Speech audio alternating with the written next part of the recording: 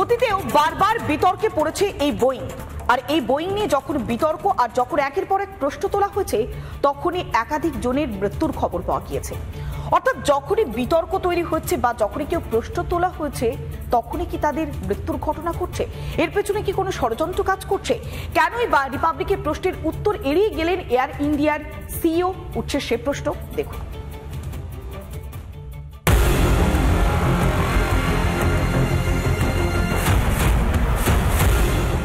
যাত্রী স্বচ্ছন্দ, মনোরম সাজসজ্জা, বিশ্বের অন্যতম নিরাপদ বিমান হিসেবে সুখ্যাতি। কিন্তু বৃহস্পতিবার মাটি ছাড়ার ২-৩ মিনিটের মধ্যেই বিমানবন্দর সংলগ্ন চিকিৎসকদের হস্টেলে ভেঙে পড়ে বোয়িংয়ের ড্রিমলাইনার। যান্ত্রিক ত্রুটির কারণেই কি বিপত্তি? রক্ষণাবেক্ষণ কি ঠিকঠাক করা হয়নি? এই প্রশ্নগুলি আরো বড় হয়ে উঠছে। কেন বলছি? We are almost about to taxi. But this AC is not working. Look at everyone, and it's so many people. They are using these magazines. AC is not working at all. প্রথমে দেখুন এই video. এই ভিডিওটি social মিডিয়ায় post করেছিলেন আকাশবাজ। যে বিমানটি দুর্ঘটনার কবলে পড়ে সেটি তার আগে দিল্লি থেকে আহমেদাবাদে ফিরছিল। সেই বিমানের যাত্রী ছিলেন আকাশ। একাধিক অভিযোগ সোশ্যাল মিডিয়ায় পোস্ট করেন।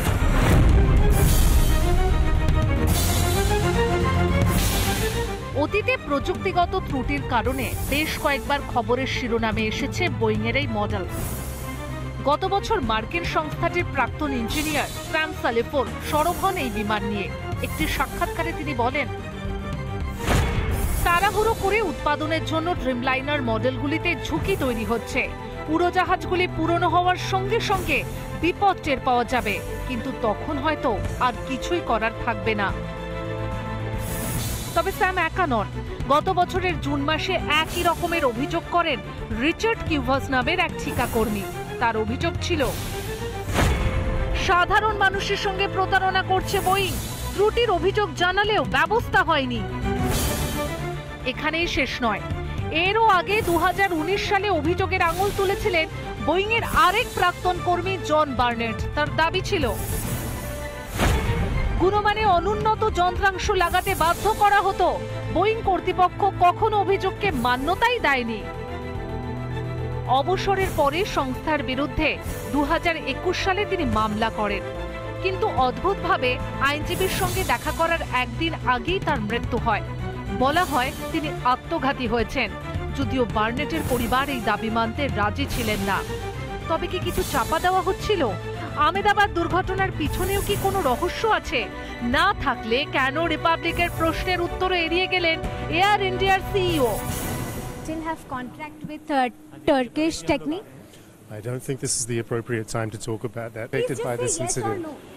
Just yes or no. Mr. Wilson, please say yes or no. তদন্তকারীরা মনে করছেন ব্ল্যাক বক্সের থেকে মিলতে পারে অনেক তথ্য। দুর্ঘটনাগ্রস্ত বিমানের ব্ল্যাক বক্স পরীক্ষা হবে আমেরিকা অথবা ফ্রান্সের অত্যাধুনিক ল্যাবে। রিপাবলিক বাংলা।